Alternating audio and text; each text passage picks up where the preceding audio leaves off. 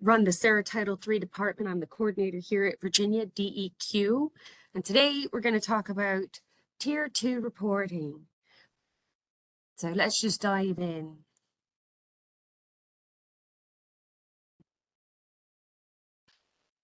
SARA Title III, or Emergency Planning and the Community Right to Know Act, signed into law on October 17th, 1986 as Title III of the Superfund Amendments and Reauthorization Act, or SARA, of 1986. Also known as Emergency Planning and Community Right to Know Act, EPCRA. A lot of people just say EPCRA, and so I do too. Why was SARA Title III enacted? 1984 Bhopal, India incident.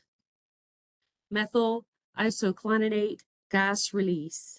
2,500 deaths, tens of thousands injured. The purpose of this act is to create a cooperative relationship among the government, businesses, and the public, and involving all of them in the effort to prevent, plan, and prepare, and then, of course, manage chemical emergencies.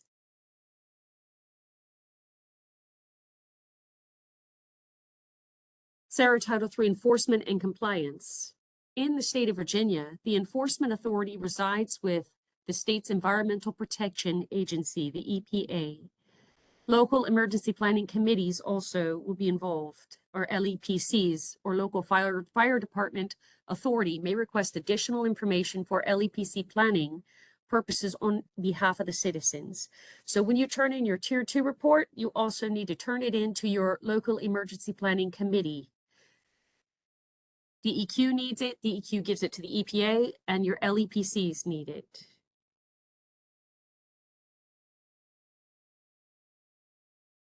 These are some of the things that we'll be covering today that fall under SARA Title III, EPCRA reporting programs. Section 302, which is your emergency planning notification.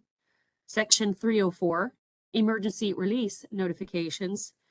Section 311, safety data sheet submission. Section 312, emergency and hazardous chemical inventory, or Tier 2 report. And of course, we'll touch on Section 313, toxic chemical release inventory.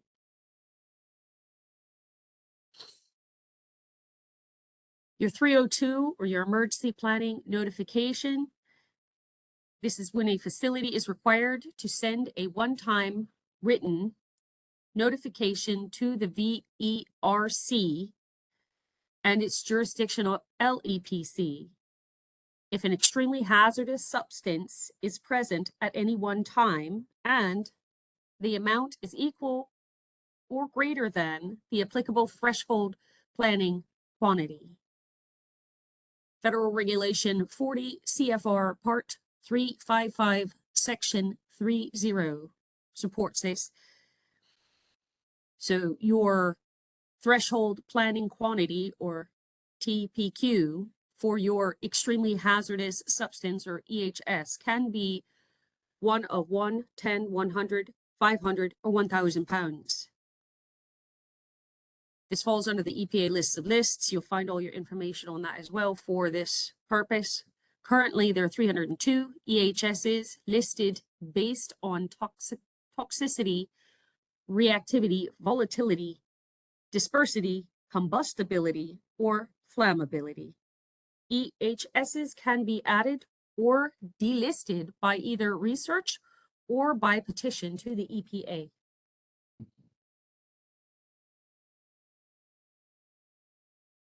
Your 304, or your emergency release notification. A facility is required to provide notification of any release to the VERC if the material released is an EHS or a CERCLA hazardous substance, and the amount is equal to or greater than the applicable reportable quantity.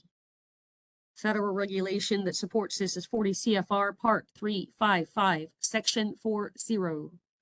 Currently, about 800 specifically designated and listed comprehensive Environmental Response Compensation and Liability Act CERCLA hazardous substances are available on this list to see.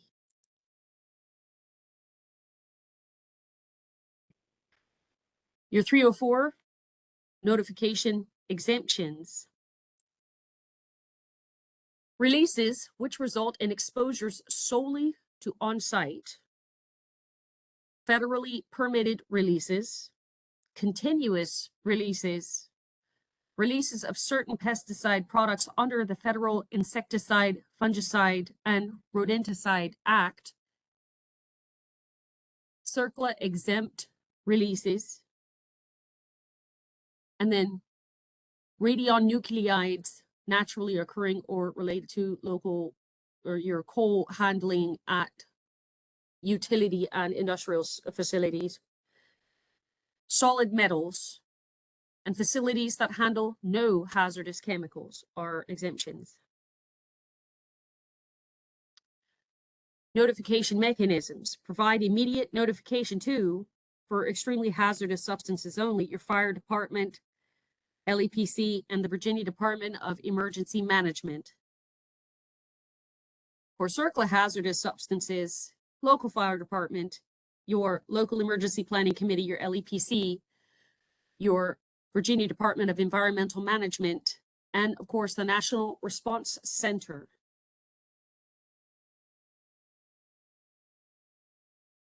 Initial notification mechanisms.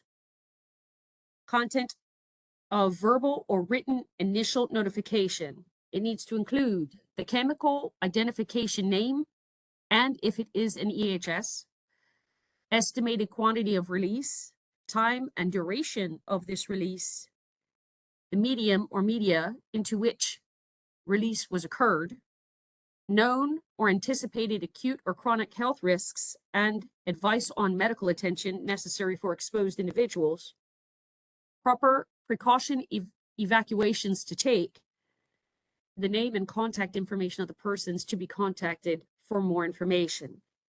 You have to include that in your notification. A follow-up must be done. The follow-up notification mechanism, a written follow-up notification to the LEPC and state VERC needs to include the name of the organization and person contacted during initial notification, including time of notification, update of initial information, actions taken to respond to and contain the release, any known anticipated acute or chronic health risks associated with the release, and advice regarding medical attention necessary for exposed individuals.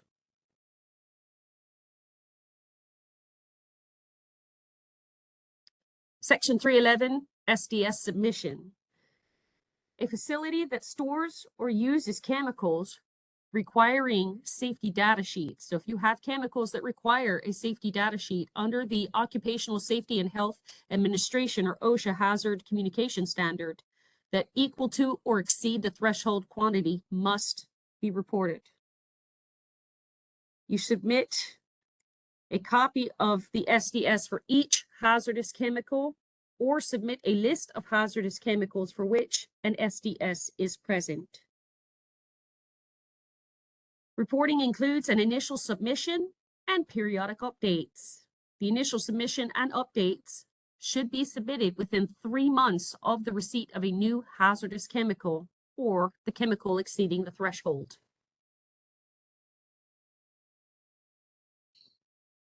Tier 2 reports. Who should report? A facility is required to submit a Tier 2 report if a SDS hazardous chemical is present at any one time during the reporting year in amounts equal to or greater than the minimum threshold limit. Reporting deadline. Reports are due March 1st for the previous calendar year. We begin accepting reports January 1st through March 1st. Purpose: to provide state and local officials and the public with specific information on hazardous chemicals present at a facility during the preceding year. Who to report to? Virginia Emergency Response Council, the VERC, Local Emergency Planning Committee, and there is a Local Emergency Planning Committee list on our DEQ website, the local fire department. So In order to report to the Virginia Emergency Response Council, you would report to us. You would send in your report to our EPCRA mass inbox, and then we would turn the information over. There are two types of EPA approved and accepted reports. There's only two types. Tier 2 emergency and hazardous chemical inventory form, which this is the manual form that you can find a link to it on our Community Right to Know website, and you can find it on the EPA website. The Tier 2 Emergency Hazardous Chemical Inventory Form, EPA Form number 8700-30. The expiration date is 8/31/2026. Use the accompanying instructions for the EPCRA Tier 2 form to complete this form. The instruction manual that comes with this form is only, I think, 17 pages long. It's literally a walkthrough on how to properly fill out this manual form. Please utilize the instructions to properly fill out the manual form. I've been receiving a lot of forms that are not properly filled out. The only other accepted format is the Tier 2 Submit Software Electronic File, or a .t2s format. This is emailed to us with an attached PDF copy if you'd like to the Virginia EPCRA at deqvirginia.gov DEQ inbox. These are the only two. I've been receiving reports that are from ePlan or copies of reports out of ePlan. That is not an accepted format. These are the only two accepted formats for your Tier 2 report.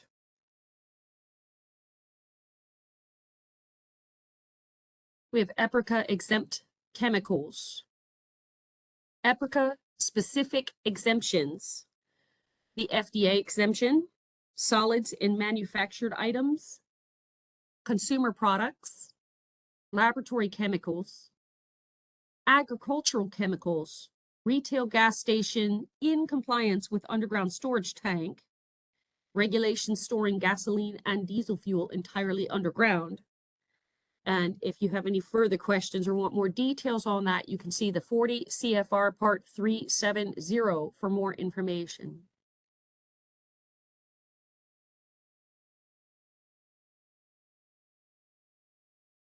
OSHA exempt chemicals. The OSHA exemptions are hazardous wastes regulated by RCRA, tobacco or tobacco products, wood or wood products, manufactured items, food, drugs, cosmetics, or alcoholic beverages in a retail establishment which are packaged for sale to the public.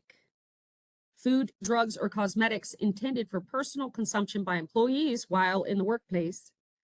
Consumer products when used in the workplace, and any drugs in solid final form for direct administration to a patient. Reporting lithium-ion batteries. We've done some updates on this as well. Lithium-ion batteries require an MSDS due to their propensity to leak, spill, or break during normal use. Since they require an MSDS or SDS, facility owners with lithium-ion batteries are required MSDS and Tier 2 if the threshold is met.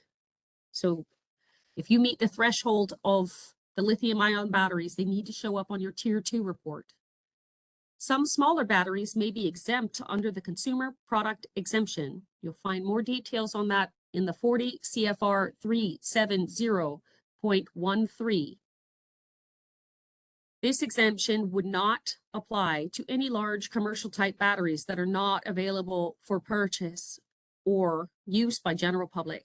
For more information, visit the EPA guidelines on lithium-ion batteries.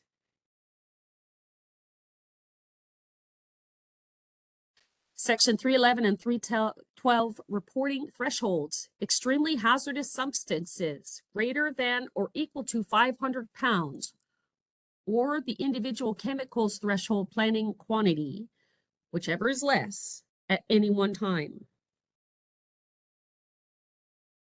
Hazardous substances greater than or equal to 10,000 pounds at any one time. De minimis concentration equal to or less than 1% of weight for hazardous chemicals or 0.1% for extremely hazardous substances, carcinogens. Diesel and gasoline thresholds are different for retail gas stations. C40 CFR Part 370, Section 10. Tier 2 reporting goals. Reporting tools, how to correctly prepare it's actually a 2024 Tier 2 report. Sorry about that. You might have missed that one. And Tier 2 submit software and EPA form number 78700-30, the updated manual form. So two types, the Tier 2 submit software or .T2S and the EPA form number 8700-30, the most updated version you'll find on the EPA website and on the DEQ website. DEQ's reporting options. You got three options. You can generate an electronic .T2S file and email it to the DEQ along with the certification letter. Your certification letter can be attached to your Tier 2 submit software electronic file, or you can separate it and send it in the same email. You can generate a PDF, sign and email it to the DEQ. You can print a hard copy, sign and date it, and mail it through the USPS or UPS or the actual physical mail to the DEQ. All the information can be found on our Community Right to Know webpage and our address on how to do all of these forms. Your reporting deadline is March 1st, 2025. This coming March 1st, 2025. Reports need to be submitted on or before March 1st, even if the reporting deadline falls on a weekend. To be considered to be submitted, Tier 2 forms must be postmarked on or before March 1st. Please do not wait to do your Tier 2 report. Please do not wait to complete this report too close to the March 1st deadline. There are a lot of facilities that have IT security walls that may slow down the download and operation of Tier 2 submit software, and you will need time to get it approved and downloaded through your facility IT security personnel. You may also need permission to send out the file. A .T2S file is referred to by security software as a zip file. So if you cannot send zip files and receive zip files because of your security software or on your computers or on your servers, then you will not be able to receive or send a .T2S form. Do not have any older versions of Tier 2 submit on your computer. You're going to need to delete those, because if you start getting too many versions of Tier 2 submit on your computer, they will compete with each other, and then it will not read the newest version. So it will compete with the newer version that is downloaded and corrupt the reports, often trying to revert it to the oldest version that is saved on your computer. So if you have 2021 Tier 2 submit on your computer, and then 2022 and 2023 and 2024 Tier 2 submit on your computer as well, and you try to use 2024 Tier 2 submit, your report will look as if it were from the 2021 software, and it will state the date of 2021 on it, not 2024. So you need to delete the older versions so they don't compete and corrupt your file. Please do not email your report to individual work emails at DEQ. Please email your report to the VA EPCRA at deq.virginia.gov email inbox, as stated on our Community Right to Know webpage. We still have a lot of employees that had previously maybe worked in this department that are still receiving individual emails of tons of reports to their individual work emails. Please direct all of your documents to the VA EPCRA DEQ email inbox. Our system only gives one received receipt per IP computer address per day.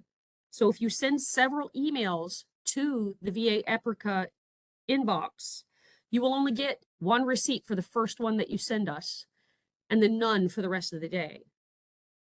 So if you want a receipt for every email that you send separately, you'll have to send one email per day from your IP address or from your computer to get a receipt each time. My best advice is to include all of your reports in one email. That receipt applies to all of them.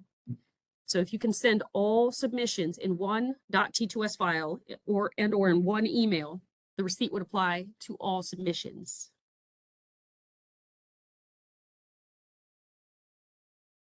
The newest version of the Tier 2 submit will be able to read the last year's version. If you have a .t2s file that is older than 1 year, the newest version may not read it at all, which is why I always suggest to please save a PDF copy of all of your Tier 2 reports. PDF will always be able to be read, pulled up, printed, and kept in your electronic and physical files.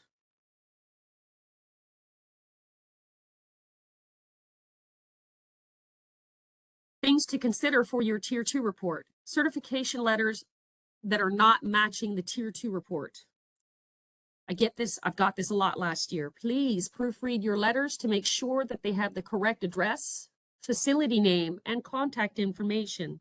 Please update your letter and your report if the facility name has changed. I receive a lot of conflicting information. I'll receive a report that has a facility name, then the certification letter that's attached to it has a different or older facility name. And then inside the report, there'll be yet an older or different facility name. And it's conflicting information. So if your facility has changed its name, make sure all of your reports, your connected SDSs, certification letters, and any other documentation states the same facility name. We only need one submission of your report in our inbox. We have received up to 15 repeat reports on single facilities last year. Please communicate who is sending your report in advance and send it once. Each and every time I receive a new report from the same facility, I have to stop and go back and look at the last report that was sent and see if anything had changed. And that's not an exaggeration. I've received 15 reports for one facility, and it happened multiple times on different facilities. If you enter your report as an electronic T2S file, you do not need to also send a hard copy of it. If you got the receipt, you sent it to us electronically and you got the receipt, it is in the inbox. If you want to send a hard copy, you can, but you do not have to.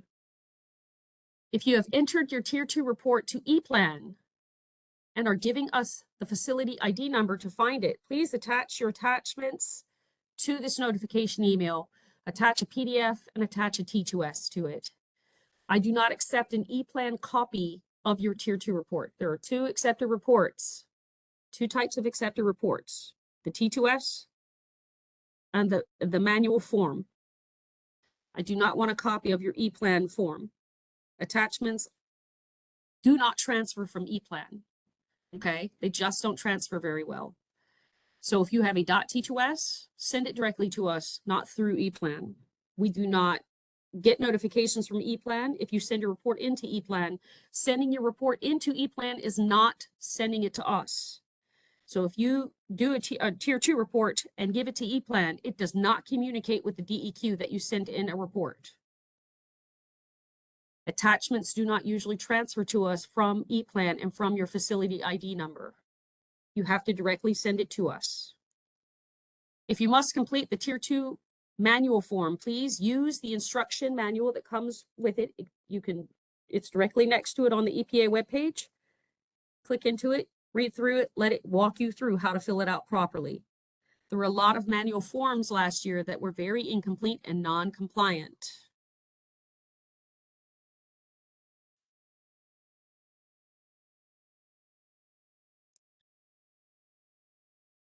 Filling out the updated Tier 2 manual report form found on the EPA website and physically mailing it to the DEQ or scanning it is one way that you can turn in your report. You can download the EPA created and supported software, Tier 2 Submit, and use it to create your Tier 2 report. The software then can create a T2S file.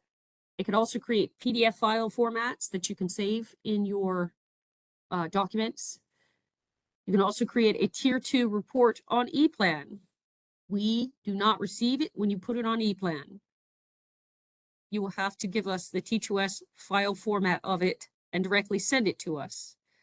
I cannot keep jumping on the ePlan trying to chase down your Tier 2 reports. You either turn it into us or it's not turned in. Tier 2 submit software. When you open up your software, it will look just like this. It'll ask every time if you want to start Tier 2 submit. Just click start. To create a new report, you'll click on this little building facility looking building icon. If you want to import your Tier 2 or T2S file from last year, you'll click import, and it'll be just like attaching a file to an email. It'll ask you to browse your computer. You'll find it wherever you saved it. You'll upload it like that.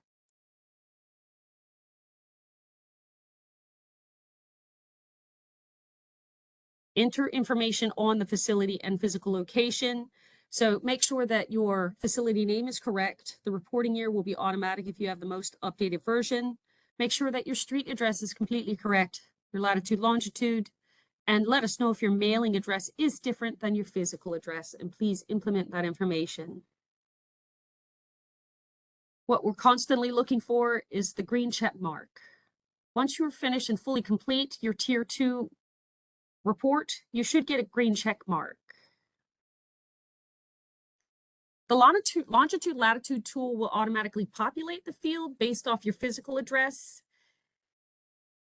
It will also show where your facility is located, provided on the map. So check the mailing address at the bottom. We'll add this automatically in the field.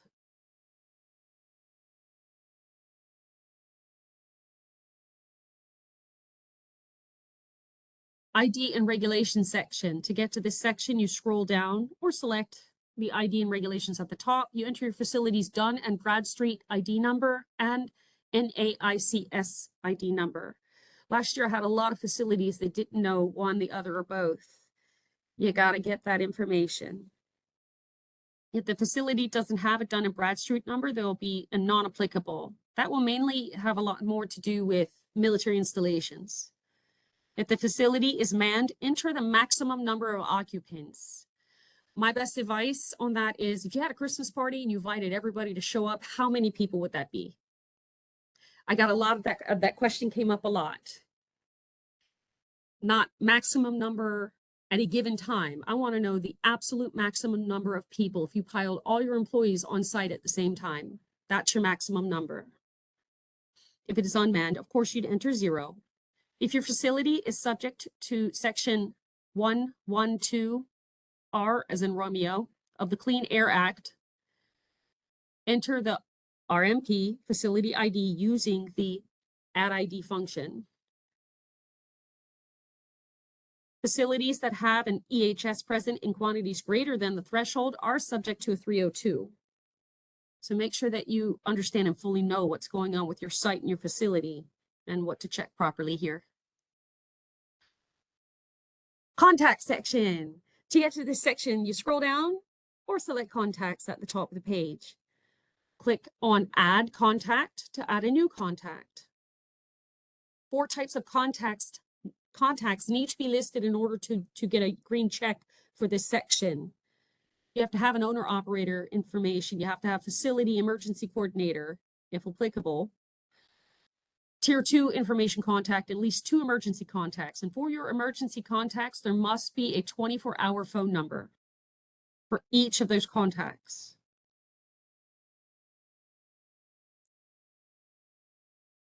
So this screen is an example of what to do and how to add your contact. So it'll pop up and you'll say create a new contact and you add them in and you just simply fill in all of the applicable sections. If this contact already exists on the list, then you could choose them right away. You might want to double check your phone numbers, please. Double check your phone numbers. Double check all information on it. Just because it was on there last year doesn't mean it was always correct. This is what it looks like when you're adding a new contact. There'll be their name, first name, last name, the title of who they are, address, what type of contact they are, and phone numbers, of course. For emergency contacts, again, please enter a 24-hour phone number. It is required. Please enter valid emails and double check the email addresses as well.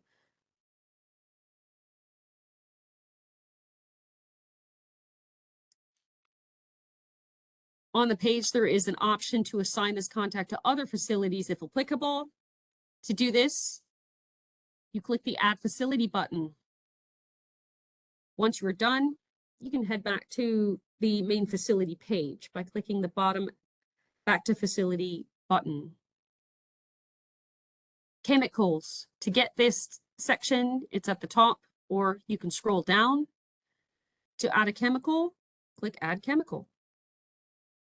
The entry starts with the physical state and amounts and hazards section. Enter the chemical name fully.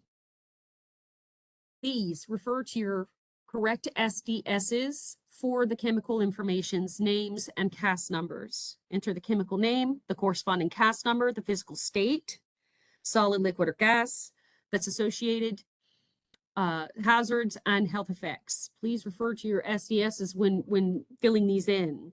I see a lot of people just make some assumptions. They click on some things that seem right, and you're kind of missing some things on certain chemicals. Enter the number of days the chemical is stored on site. Here it says 365 days in the example. That means it's just there all year long. Enter the maximum and average daily amounts, and of course the range codes. Storage. I got a lot of questions on this last year. Storage locations. To get here, you'll scroll down, or you can find it at the top menu.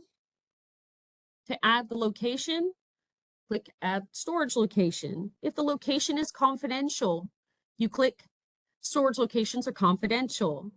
But this also means that you need to have the proper documentation that approve you to be able to click on the storage locations being confidential. You need the proper confidentiality forms filled out for that. If you do not have that, it is not confidential. Give us some basic information about where the chemical is. We do not need exact and incredible detail.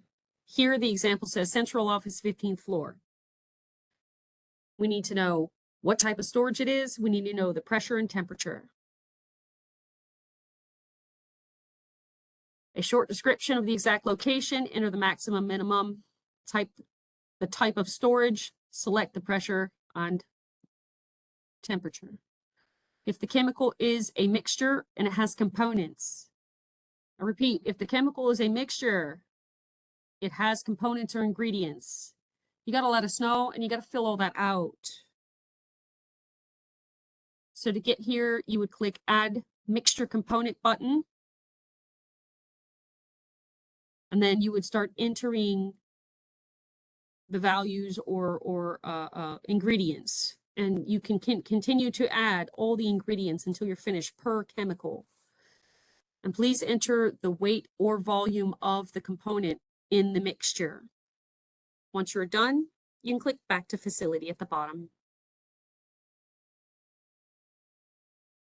Fields and attachments section. Here's where you can put your certification letter. You don't have to attach your certification letter separate to the email. You can go ahead and embed it right into your report.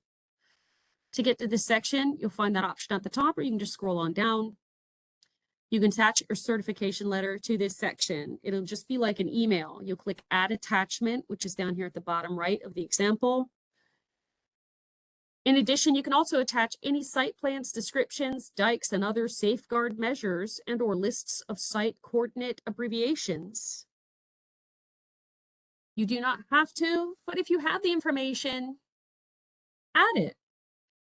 Better to have and not need than need and not have. Remember that this information is for your emergency personnel, your LEPCs, and anyone who's responding to emergencies on your site. The more information that you provide, the better. So if you have it, add it. It is not a requirement, but we highly recommend it. So you will click Add Attachment, and then it'll ask you to browse your computer, or you can pull it directly from where you know it's at. And it'll just be like adding an attachment to an email. You will not be able to create a T2S file until you click Yes to the certification letter. So under State Fields, you have the option of yes or no. If there's a certification letter attached, you have to click yes, and you have to attach a certification letter at the very least, or you will not get a green check. It will not be a go.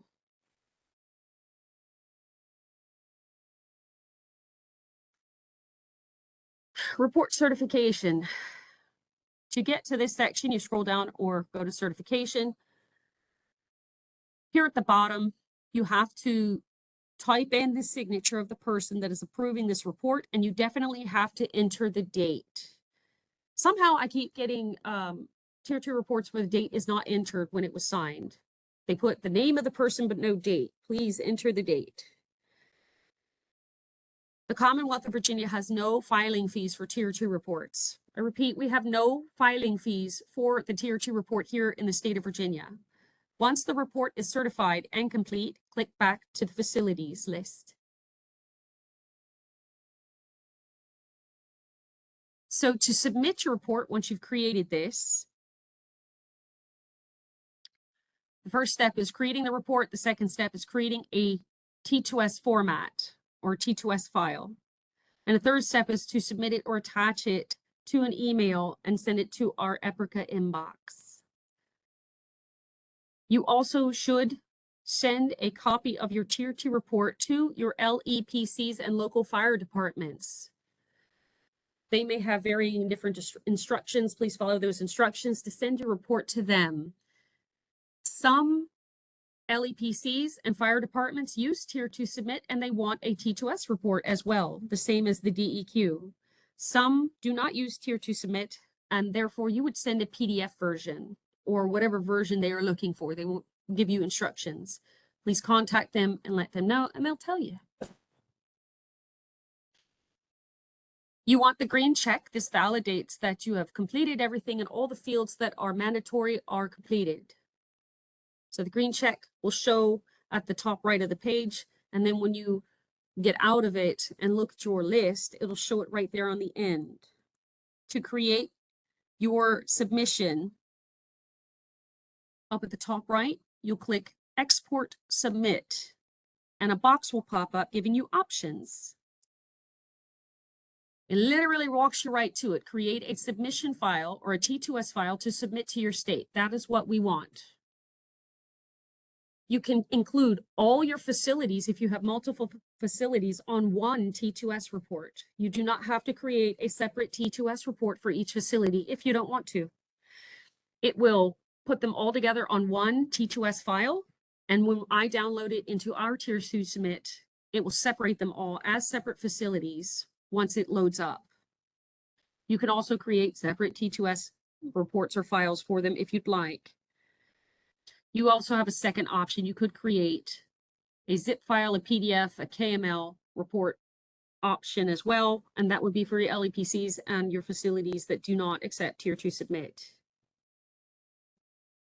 It'll ask you what you want to name it and where do you want to store it on your computer.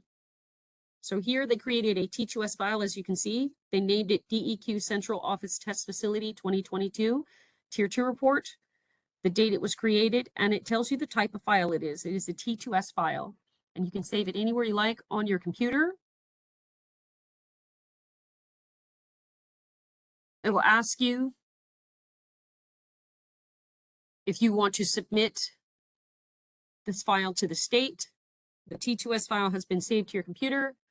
You must now follow your state's instructions, which we have given you instructions to go ahead and email it to us in our mass inbox, the VA EPCRA inbox.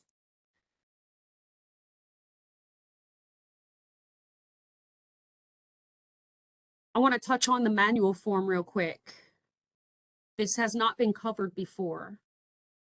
Our manual Tier 2 form is found on our website. It's a link that actually takes you straight to the EPA website where their updated form is available. When filling out the manual form, you must use the instruction guide to help you properly answer the questions. This gives you the proper vocabulary and exactly where to put it and in what box and how to answer every question to properly fill out your manual form. There are answer options to choose from in the instruction guide. Please double check your Dun & Bradstreet facility numbers and your NIAX numbers. Please type out this form so that it is eligible, or be very careful and clear on your handwriting. Please fill a short, clear description of the storage locations of chemicals on your site.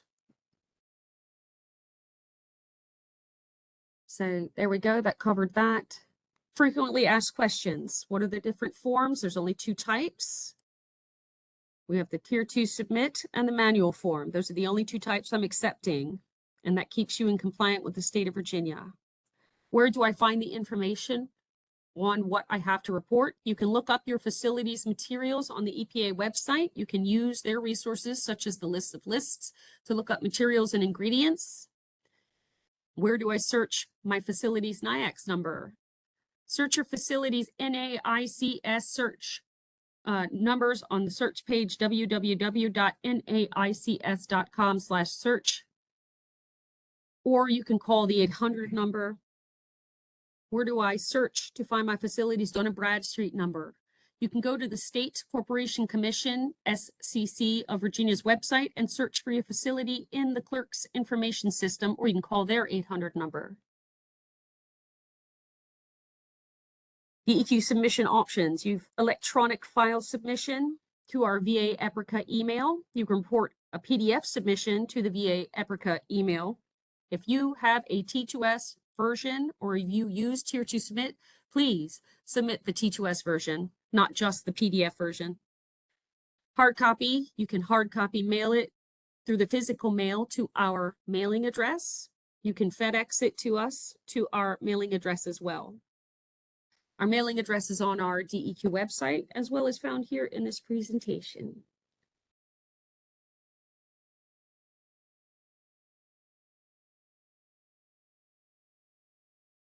Here's the question bit. Does anyone have any questions, or if there's anything I haven't covered? Type in your question now, please. We want to mention that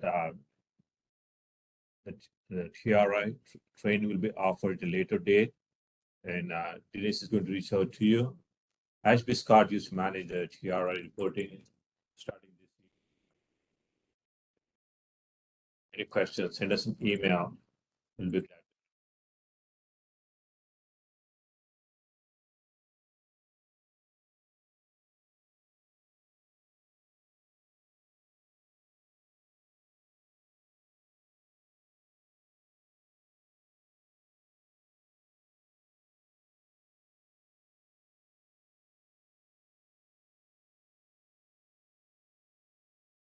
I think we might have lost your sound, Denise.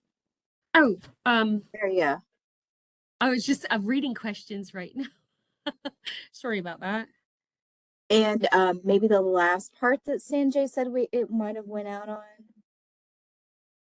on. We only briefly touched on TRI, toxic inventory release, notifications and reporting. That will be done at a later date. Any further questions about that, please email me to my work email, my individual work email, denise.reinders@deq.virginia.gov, if you need further information on that. What else was it? I think that was it. Talking about TRI, toxic inventory release. We just kind of touched on it because it is in the same realm under SARA Title III in this reporting genre. This new presentation will be up on our website in a few days. It takes time to process and get up on our website. We have last year's presentation still up on the website. It is still applicable and still all the same on how to utilize and examples to utilize Tier 2 submit.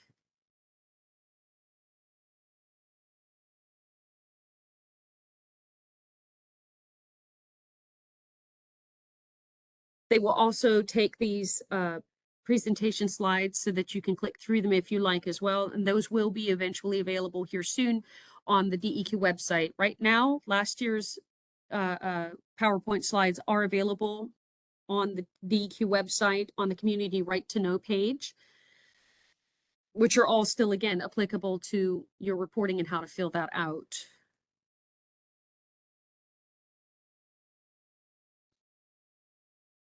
We request everyone to type in their questions on the chat box?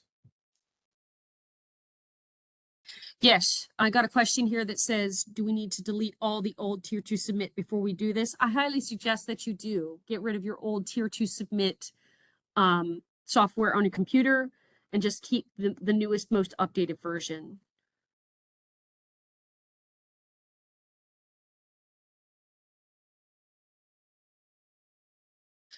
If you have last year's T2S file, it will upload into the newest tier 2 submit version that you have downloaded on your computer off the EPA website. And it should pre-populate accordingly.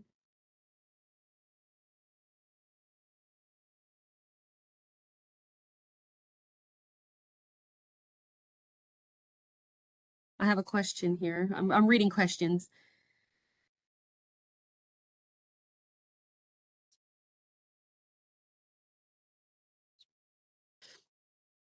I got a question from LEPC about when a new business opens up and how do they know about tier 2 reports.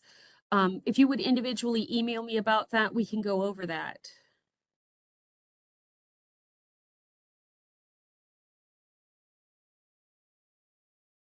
Trade secret information and confidentiality information needs to be applied through the EPA.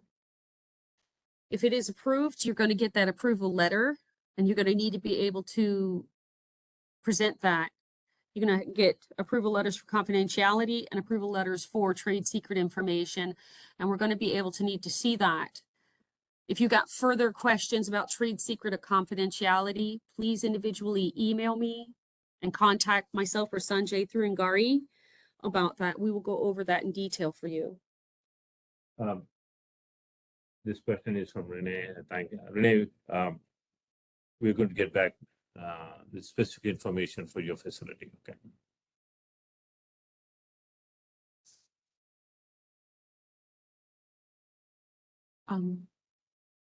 Record retention.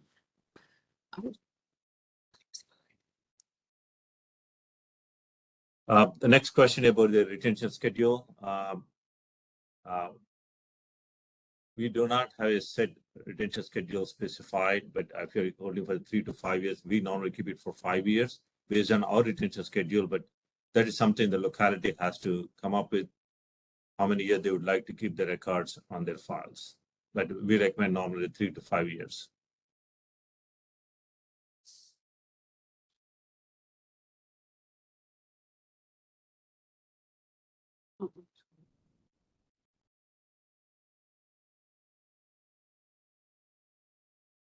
I think the next question is submission to tier 2 versus tier 1. We'll get back with you on that. I have a note for you. Okay.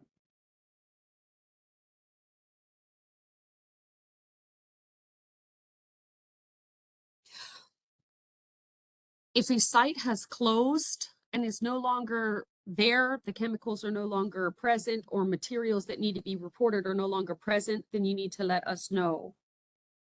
For the time frame that you had the chemicals on site last year, you need to submit a tier 2 report. And you have to mention on the report saying that you closed or the date you stopped storing the chemicals, you can let us know. That's for our record, and we share that information with EPA when requested. We have a link on our website that takes you directly to the EPA website that has the latest version of both Tier 2 submit and the manual form. You could also just type it in the search bar on the EPA website as well. You can pop on epa.gov, type in Tier 2. The best way to search is put in 8700-30. That will pull the form up on the federal website.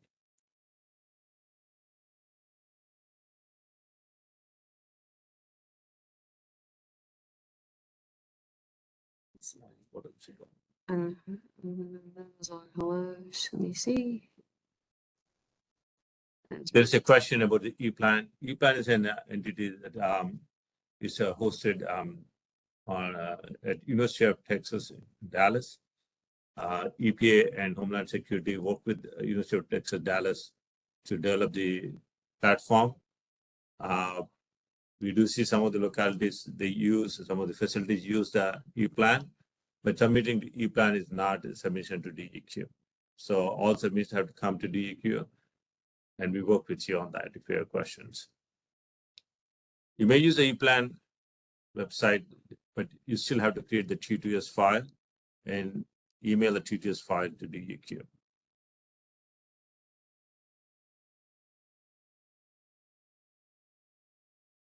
I have a question here. It says, are we able to download from last year's report if nothing has changed? If you have a T2S file from last year, you can import it into this year's newest Tier 2 submit software. It will pre-populate. It will say the correct year on it for 2024. If nothing has changed, definitely double check your information, double check your contact information, yeah, and that's it. You just create a new T2S file and PDF version and send us that new T2S file version for this past year for 2024, and you're good to go. Even if you delete last year's old versions of Tier 2 submit, so 2023 Tier 2 submit gets deleted, your T2S file from 2023 reporting year will still work. Tier 2 submit will still read its own software and its own software files from the previous years. If they get too old, however, they will not read them anymore. That's why I always suggest saving a PDF version also of each of your Tier 2 or your Tier 2 reports. The PDF version will always be able to open up.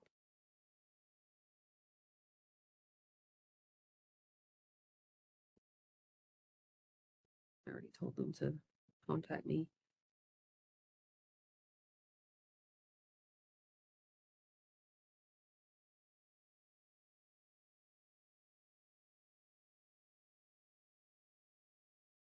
Tier 2.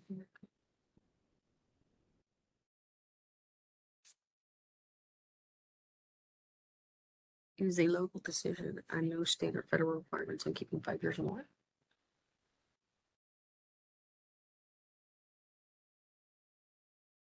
The question with the retention schedule, I want to clarify.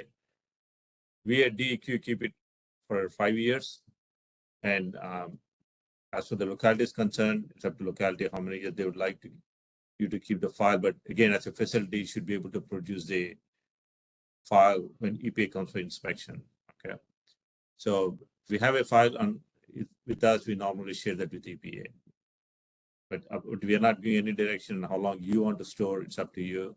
But our general guidance to localities and the facilities is at least 5 years, 3 to 5, it depends on situation.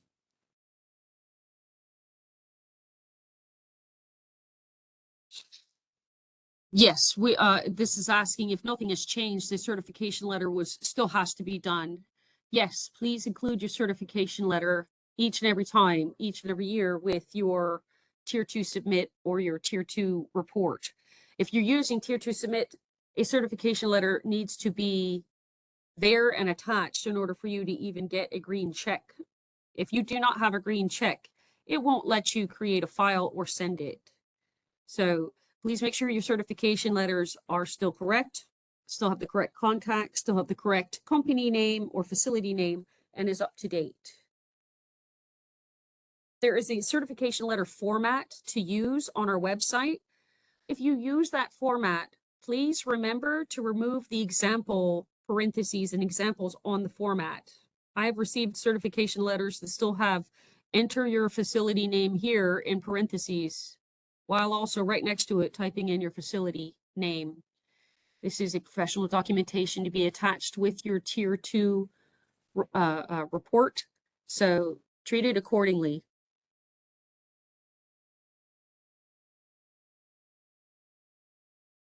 Any other questions? We are pretty much at the end of the session right now.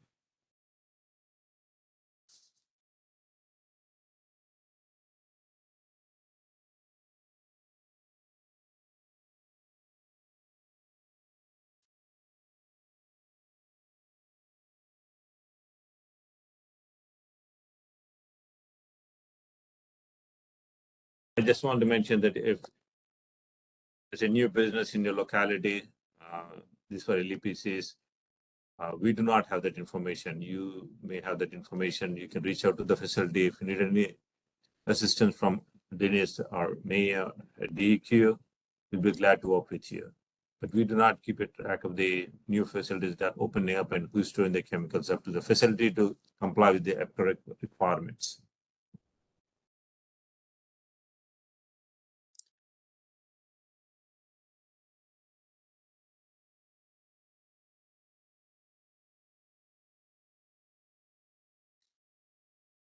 We will share the LEPC list of all the local emergency planning committees per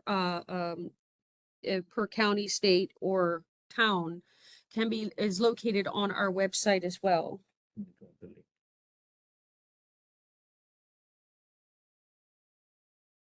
Where is it? Let me see. I think it's back here. There we go. I think we might have had a link on here as well.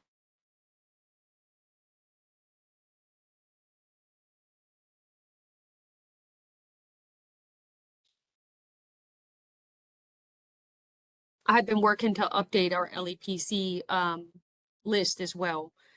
If it's probably a good idea for everyone to go ahead and check your LEPCs on that list. There might be a few that I've not been able to track down and update. So if you do know that there is an update on the LEPC when you're looking at the LEPC list or local emergency planning committee list, please let us know or let them know to tell us.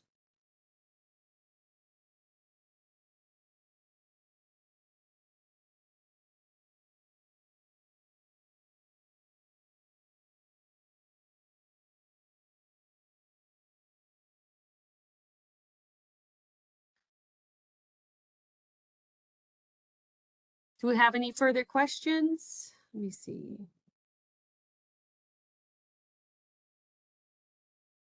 Let's see, the website.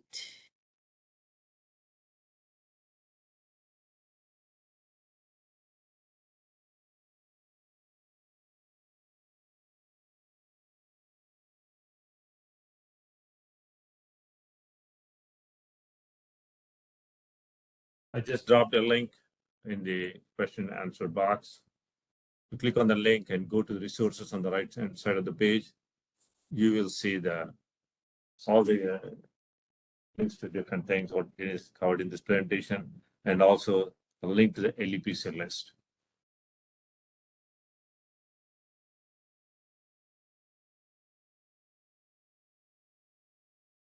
The LEPC list is on all at the bottom of under the resources section.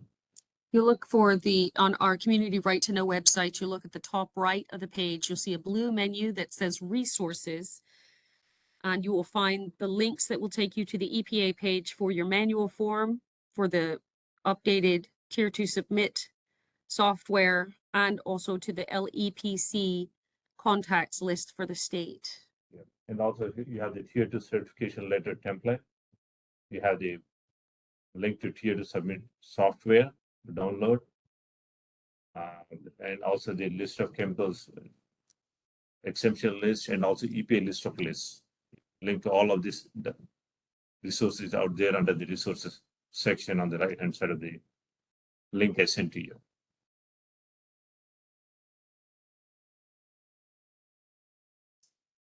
Do we have any further questions?